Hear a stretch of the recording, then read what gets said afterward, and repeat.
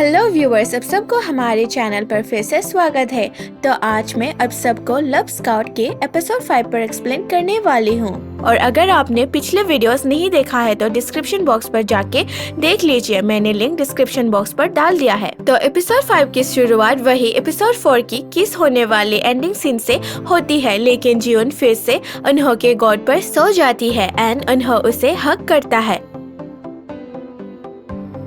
फिर सुबह हो जाती है, जियोन उठ जाती है और उसे रात की सीन थोड़ी थोड़ी याद आती है और खुद से बात करने लगती है। मैंने सपना देखा है क्या? सोमी और जियोन सर दर्द की ड्रिंक पीते हैं और जियोन सोमी से पूछती है कल सब घर चला गया था ना पीने के बाद? तो सोमी हाँ कहती है। फिर जियोन सोचती रहती है सच में सपना था। बाद में जब अनहो जियोन को स्केड्यूल बता रहा होता है, जियोन पूछती है कल तुम पार्टी के बाद ऑफिस नहीं आया था ना? अनहो नहीं आया था कहता है और ऑफिस से बाहर जाते जाते अनहो फोन पर बात करता है एंड जियोन नोटिस करती है कि अनहो के फोन पर लगाया हुआ स्टिकर अब उसके फोन पर नहीं है। एंड जब मीटिंग हो रही होती है तो जियोन की पेन नीचे गिर जाती है एंड अनहो भी पेन उठाने में उसकी मदद करता है। बट जियोन अनहो को अपने पास देखकर नाइट की सीन फिर से याद आती है और जोर से चिल्लाकर दूर जाती है।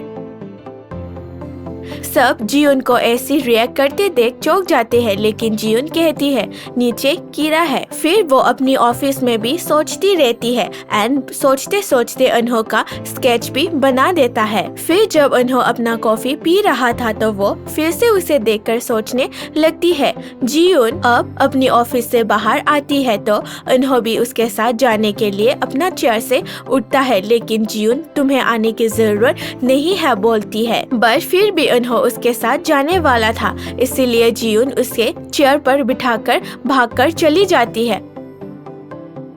फिर हम जियोन को बुक स्टोर पर बुक्स पढ़ती हुई देखती है और वो बुक्स भी ड्रीम्स के बारे में ही पढ़ रही थी। तभी बुक स्टोर पर बॉयल भी आ जाते हैं और जियोन के साथ आकर बैठ जाती है। दोनों एक दूसरे को देखकर खुश हो जाते हैं और बात करते करते बॉयल बताती है मैं आइसक्रीम की बुक पढ़ रही हूँ और दोनों आइसक्रीम खाने के लिए एक शॉप पर चली जाती है। एंड जियोन बॉयल को कहती है ऐसे किसी भी साथ दुकान पर नहीं आने के लिए, जहाँ बॉयल रिप्लाई करती है मैं किसी के साथ भी ऐसे नहीं आती, बट मुझे आप अच्छी लगी हो इसीलिए मैं आपके साथ आई हूँ। और उसे दीदी कहकर पुकारती है बिकॉज जियोन ने उसे दीदी बुलाने के लिए कहा था। उधर बुक स्टोर पर ईगांग अपनी वाइफ सोमी से कहता है आजकल जियोन और बॉयल एक दूसरे से काफी क्लोज हो गया है एंड मुझे अजीब फीलिंग आ रही है। बट सोमी कहती है ऐसी उल्टी पुल्टी चीजें नहीं सोचने के लिए और अपना दिमाग ऐसे ख्यालों में नहीं रखने के लिए। फिर नेक्स्ट डे ऑफिस में एक हैंडसम स्टाइलिश आदमी जियोन से मिलने आता है। दरअसल वो आदमी फेमस ड्यूलक्स लाइन ब्रांड के सीईओ जॉन सोंग हू है। जॉन सोंग हू अपनी कंपनी में एक एक्सपर्ट आदमी चाहता है, इसीलिए वो अपनी कंपनी के एक्सपर्ट आदमी ढूंढने के लिए जियोन को कहता है। बट जॉन सोंग हू काफी ज्यादा स्ट्रिक्ट है और एक अच्छा एक्सपीरियंस एक्सपर्टीज को ढूंढने के लिए कहता है। एंड इसी प्रोजेक्ट पर काम करने के लिए जियोन सोमी और अनहो ईगांग को चुनता है। उधर उजोंग भी एक पब्लिशिंग कंपनी पर आता है एंड उधर उसे जोंगसू मिल जाता है एंड दोनों एक दूसरे को देखकर चौंक जाता है। उगंग फिर जोंगसू से कहता है ओ तुम राइटर हो और ऐसी इंटरेस्टिंग बुक लिखने का इंस्पिरेशन तुम्हें कहाँ से मिलता है? जहाँ जोंगसू रिप्लाई देती है मैं बैठ के अपनी बाल को खींचती रहती हूँ जब तक कि मुझे कोई आइडिया नहीं आए। ये सुन ओजोंग हंसने लगते हैं और जाते जाते जोंगसू को बुक्स पर साइन करने के लिए कहता है। फिर उधर से सीन जियोन की ऑफिस के मीटिंग पर शिफ्ट हो जाते हैं, जहां ईगांग बताते हैं मैं ड्यूलक्स लाइन के कंपनी के साथ 3 कैंडिडेट्स को चूज कर चुकी हूँ जो बहुत ही एक्सपीरियंस है। ये सुन जियोन जल्दी से उन लोगों से मिलने और ऑफर देने के लिए कहता है। ईगांग कैंडिडेट से मिलने जाता है और ऑफर देता है। फिर जब ओजोंग ऑफिस आता देखता है तो फिर से ऑफिस में केओस हो रहा होता है। वो ओग्योंग से जाकर पूछता है तो पता चलता है इग्योंग ने वो कैंडिडेट्स लूज कर दी है एंड इसीलिए जियुन उस पर गुस्सा कर रही है। फिर हमें पता चलता है जियुन की कंपनी के कैंडिडेट्स को हेजिन ने फिर से चुरा लिया है एंड कैंडिडेट्स चुराने में जोंग नाम ने उसकी मदद किया है। दरअसल जोंग नाम वही लड़का है जो जियुन के कंपनी में काम करता था, बट जियुन ने उसे अपनी रिज्यूम पर झूठ बोलने के कारण कंपनी से निकाला था और इसीलिए वो जियुन से बदला लेना चाहता है एंड जियुन इसी बात को बताने के लिए जिनसोंग सीईओ से मिलने आती है। सीईओ जिनसोंग गुस्सा करता है कैंडिडेट्स लूज करने के लिए, बट जियुन उसे सॉरी कहता है और प्रॉमिस करता है कि वो जल्द ही दूसरा एक्सपर्ट कैंडिडेट लेकर आएंगे। जियुन गुस्से में ईगांग को नई कैंडिडेट्स जल्दी से ढूंढने के लिए कहती है एंड इसी प्रोजेक्ट से ईगांग को अपनी स्किल प्रूव करने के लिए कहता है और कैंडिडेट्स नहीं ढूंढ पाए तो जॉब चला जाएगा कहता है और अनहो को प्रोजेक्ट में ईगांग की मदद करने के लिए कहती है। ईगांग काफी जगह पर कॉल कर करके एक्सपर्ट आदमी के लिए पूछता है, बट उसे ऐसा डिजाइनर एक्सपर्ट आदमी नहीं मिलता। फिर बाद में ईगांग और अनहो लंच कर रहा था तो उधर अनहो उसे एक आइडिया देता है, अगर हम एक्सपर्ट एक्सपीरियंस आदमी को नहीं मिला तो क्या हुआ, हम एक रिपेयर स्पेशलिस्ट यानी जो आदमी डिजाइनर चीजों को रिपेयर करता है उसे हायर कर सकता है अपनी कैंडिडेट के रूप में, क्योंकि ऐसा आदमी भी किसी एक्सपर्ट से कम नहीं होता और क्या चीजें नकली है और असली है अच्छे से बता सकता है। ईगांग ये बात जियुन को बताने आती है और जियुन काम को प्रोसीड करने के लिए परमिशन देती है। अब रात हो चुकी है, ऑफिस में कोई भी नहीं है, बस जियुन और अनहो है। जियुन अपनी ऑफिस रूम में फाइल्स चेक कर रही होती है तो उसकी पेन नीचे गिर जाती है। वो पेन को उठाने जाती है तो उसे स्टिकर मिल जाता है जो अनहो के फोन पर लगाया हुआ था एंड स्टिकर को देख के वो उस रात के सीन को फिर से याद आती है कि वो दोनों किस करने वाले थे और जब अनहो उसकी ऑफिस के अंदर आते हैं तो वो जियुन को बालकनी पर पाता है और जियुन से आप ठीक हो ना मैम कहता है, बट जियुन बिना आंसर दिए डायरेक्ट बोलती है उस रात तुम फिर से ऑफिस आया था ना और तुम ऐसा प्रिटेंड क्यों किया कि तुमने नहीं आया, और ये भी पूछती है कि तुम्हें उस रात की सीन को कितना तक याद है, जहाँ अनहो कहता है आप कितना चाहता है कि मैं याद रखूं। ये सुनकर जियुन कहती है ओके मान लीजिए कि आपने उस रात कभी भी ऑफिस नहीं आया एंड अनहो स्माइल देख के ठीक है बोलता है। अब हमें बोयल दिखाया जाती है जो अपने पिता के फोन को रखने आई है। अब उसने फिर से नई स्टिकर लगा दी है। अनहो फिर रात को उन दोनों के बात को याद करके उदास हो जाता है। उधर जियुन भी अपनी घर पर वही सीन को याद करती है। अब नेक्स्ट दिन दोनों ईगांग और अनहो मार्केट पर फेमस गरीम रिपेयर शॉप को ढूंढने के लिए आता है। दोनों अलग अलग जगह से ढूंढने लगते हैं बट उन्हें वो दुकान नहीं मिलता। नहीं मिलने के कारण वो दोनों दुकान पर बैठ के खाने लगता है। तभी एक आंटी आ जाती है एंड अनहो उसे नोटिस कर लेता है और उसकी बैग से लेदर की पीस गिर जाता है और कपड़े पर भी धागा दिखाई देता है तो उसे पता चल जाता है जिस आदमी को वो लोग ढूंढ रहा है वो आंटी यही है। फिर आंटी को फॉलो करते करते दोनों दुकान के अंदर आ जाते हैं और उसकी स्किल को देख के जान जाते हैं ये आंटी उनके कैंडिडेट्स बन सकते हैं और आंटी को ड्यूलक्स लाइन में काम करने के लिए ऑफर देती है। बट पहले आंटी ऑफर को लेने के लिए घबराती है और कहती है मेरे से भी ज्यादा पढ़ी लिखी लोग हैं और मैं एक रिपेयर दुकानदार हूँ जो हर रोज दुकान पर बैठकर ग्लू लगाती हूँ और लेडर्स काटती हूँ और बैग सिलती रहती हूँ। बट जियुन आंटी से कहती है आप अपने उस टाइम को अंडर एस्टिमेट नहीं कीजिए बिकॉज आपने इतना साल इतना काम किया और आप अब एक एक्सपर्ट हो गए। और अनहो भी कहता है आपकी ये हाथ बहुत ही ज्यादा स्पेशल है एंड दोनों आपकी रेस्पॉन्स के कॉल को इंतजार करेंगे कहकर चला जाता है। अब हमें बोयल दिखाया जाती है जो अपनी बैग पैकिंग कर रही थी बिकॉज उसे अपनी स्कूल में ही अपनी फ्रेंड्स के साथ स्लीप ओवर करना है। फिर बोयल कहती है अपने पिता को पापा अब अपनी नई गर्लफ्रेंड ले लीजिए और डेटिंग पर भी जाइए, वैसे भी आज हॉट फ्राइडे नाइट है। ये सुन अनहो तो चौंक जाता है।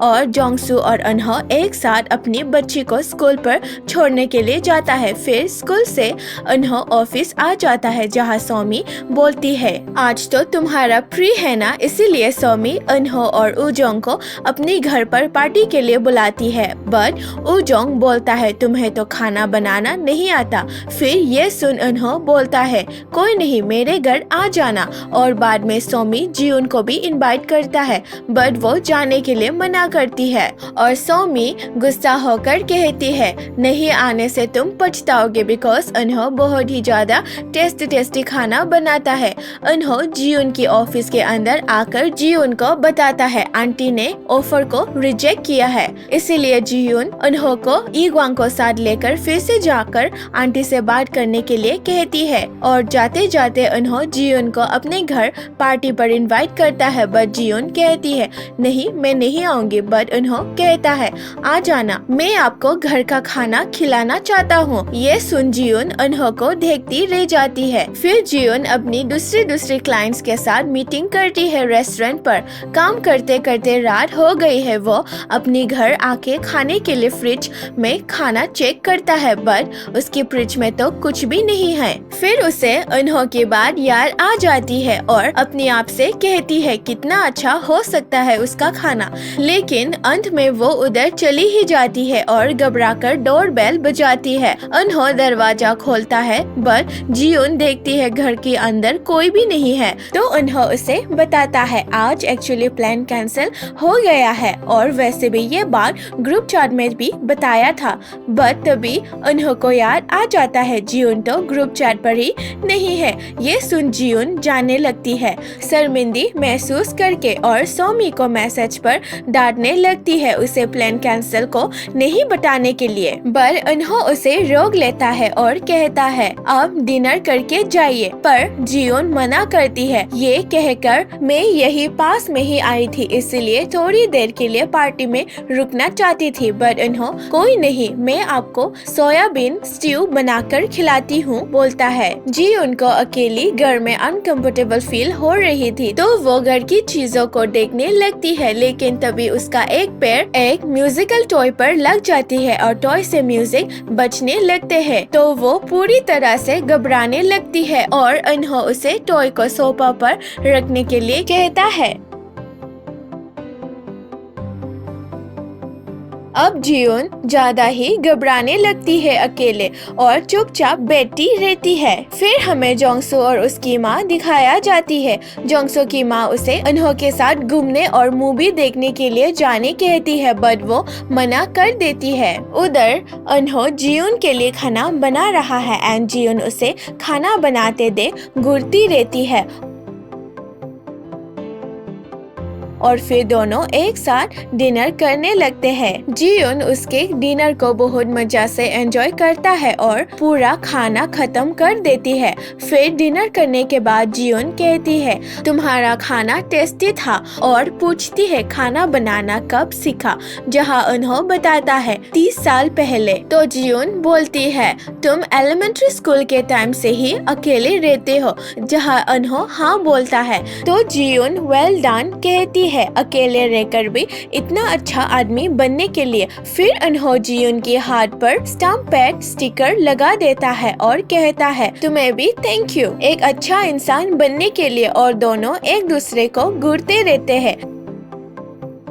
तभी अनहो का कॉल आ जाता है और जियोन भी कहती है, अच्छा ठीक है अब मैं जाती हूँ। पर अनहो उसे रोकता है और कहता है, हमने तो अभी भी केक नहीं खाया और थोड़ी देर रुको, मैं पहले बोयल से कॉल पर बात करता हूँ। बोयल अपनी पिता अनहो को बताती है वो बहुत ही ज्यादा एंजॉय कर रही है अपनी फ्रेंड्स के साथ। उधर जियोन अकेली घर की फोटोज को देखती रहती है और स्माइल करती है। अनहो जब कॉल से बात करके आता है तो वो जियोन को सोफा पर सोया हुआ पाता है और वो उसे ब्लैंकेट ओढ़ देता है एंड लाइट्स ऑफ करके खुद भी सोने चले जाते हैं। फिर नेक्स्ट मॉर्निंग जियोन उठ जाती है और खुद को अनहो के घर पाकर चौंक जाती है और सोफा से उठने पर वो अनहो के हाथ पर पैर मार देती है। दोनों उठकर घबराने लगते हैं बिकॉज टाइम ऑलरेडी 9 हो चुका है।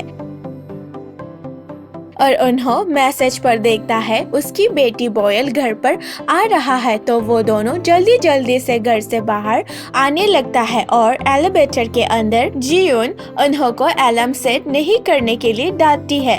तभी एलिवेटर का दरवाजा खोल जाता है और दोनों बच्चे और जोंगसू को देखकर डर जाता है। एंड इधर ही एपिसोड 5 का एंडिंग हो जाता है। बट हमें पोस्ट सीन में दिखाया जाती है जब उन्हों रात को बुक्स पढ़ रहा था तो जियोन को नाइटमेयर आती है, इसलिए वो उसके हाथ को पकड़ता है और इट्स ओके बोलता है। एंड उधर ही उन्हों भी जियोन के साथ सो जाता है। Thank you for watching guys.